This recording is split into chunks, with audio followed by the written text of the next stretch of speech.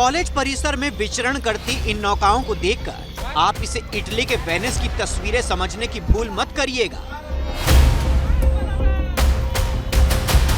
Venice की पहचान को चुनौती देती ये तस्वीरें बिहार के भागलपुर से आई हैं, जहां छात्र कंधे पर बैग लटकाए कॉलेज परिसर में नौका विहार करते नजर आ रहे हैं। नाव पर बकायदा नेम प्लेट लगाई गई है जिस पर लिखा है विश्वविद्यालय नाव। आपदा में अफसर बड़े ही नहीं, बच्चे भी खोज रहे हैं। स्विमिंग पूल में तब्दील हो चुके कॉलेज में स्कूली बच्चे भी घुसपैठ कर चुके हैं। कॉलेज परिसर में गोते लगाकर मौज मस्ती कर रहे हैं। स्कूल क्या, दफ्तर या जरूरी कामों से इधर उधर जाने के लिए लोग इन्हीं नाव से एक जगह से दूसरी जगह जाने को मजबूर हैं।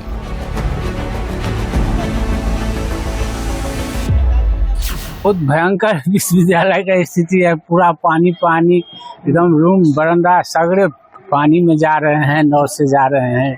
बाढ़ से भयावह स्थिति है और हम लोग को काम पे आना पड़ रहा है। काम भी जरूरी है और विश्वविद्यालय नाव का प्रबंध किया है, उससे आना जाना करते हैं। गले तक लबालब पानी भरा है। एक हाथ से लकड़ी के गट्ठे के सहारे और दूसरे हाथ से रस्सी थामकर ये शख्स इस दरिया को पार कर रहा है। तस्वीरें बिहार के मोकामा की हैं। गंगा नदी के उफान में होने से हालात भयावह हो गए हैं। पानी लोगों के घरों में घुसपैठ कर गया है। जिन सड़कों पर कुछ दिन पहले तक लोग चलते थे वो नदी में तब्दील हो चुकी हैं। स्थानीय लोग बोट की मदद से परिवार समेत यहां से सुरक्षित जगहों की ओर कूच कर रहे हैं।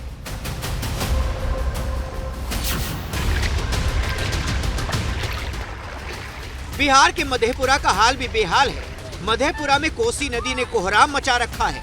निचले इलाके में पानी घुसपैठकर रिहायशी इलाकों को निगल चुका है। कच्चे मकान पानी में लबालब डूबे हुए हैं।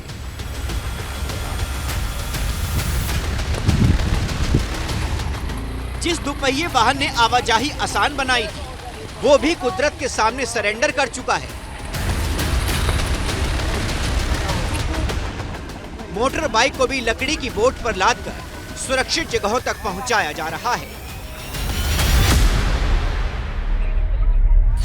दिक्कत है, बाल बच्चा बहुत डूब रहा है, पानी टानी में घर है, दिक्कत बहुत हो रहा है, खाने पीने बहुत, कपड़ा लत्ता भी नहीं पूरा है।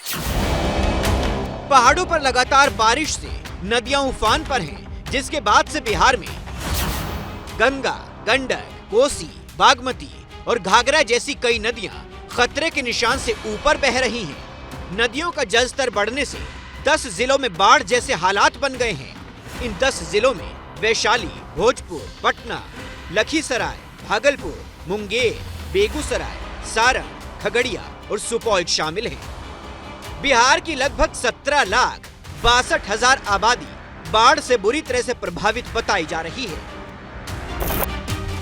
गंगा किनारे बसा पटना शहर भी पानी की चपेट में है। दियारा क्षेत्र से लगे इलाकों में रह रहे लोगों को प्रशासन ने वहां से हटा दिया है और अब ये लोग हाईवे पर खाना बदोश जिंदगी जीने को मजबूर हैं। इन लोगों को नहीं पता कि कितने दिनों तक इस तरह से जिंदगी चलेगी।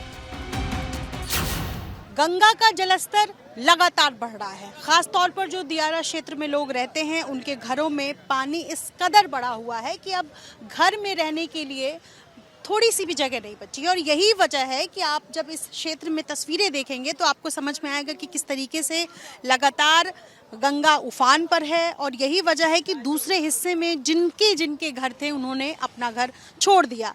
प्रशासन ने सबको सुरक्षित जगह पर जाने के लिए कहा है और चूंकि अगले कुछ महीनों तक इसी तरीके से बाढ़ पीड़ितों का घर पानी में डूबा हुआ रहेगा और उसके बाद पानी निकलने के बाद भी उन घरों में चूंकि बदबू और अलग अलग बीमारियों का खतरा रहता है, इस वजह से तमाम जो बाढ़ पीड़ित हैं उनकी उम्मीदों का किनारा इसी सड़क पे, मैं जहां खड़ी हूं पटना का अटल पथ, इसी सड़क के दूसरे किनारे उनकी उम्मीदों का किनारा बना हुआ है ये बाढ़ राहत शिविर यानी रिलीफ कैंप।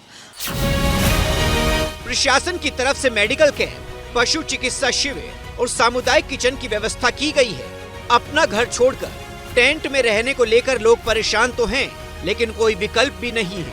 फिलहाल यहाँ मौजूद लोग प्रशासन की तैयारियों से संतुष्ट नजर आ रहे हैं।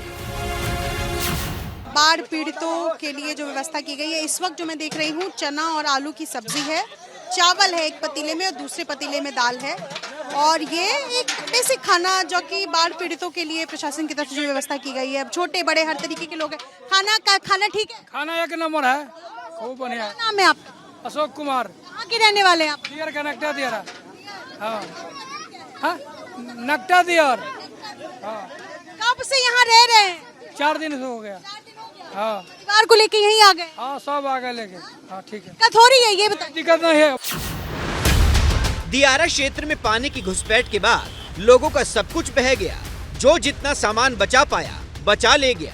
रिलीफ कैंप में बड़े बुजुर्ग और महिलाओं के साथ साथ छोटे छोटे बच्चे भी हैं। रेशमी कुमारी नाम की ये छात्रा किसी तरह बाढ़ में अपनी किताबें बचाने में कामयाब रही और अब ये रिलीफ कैंप में ही पढ़ाई कर रही है।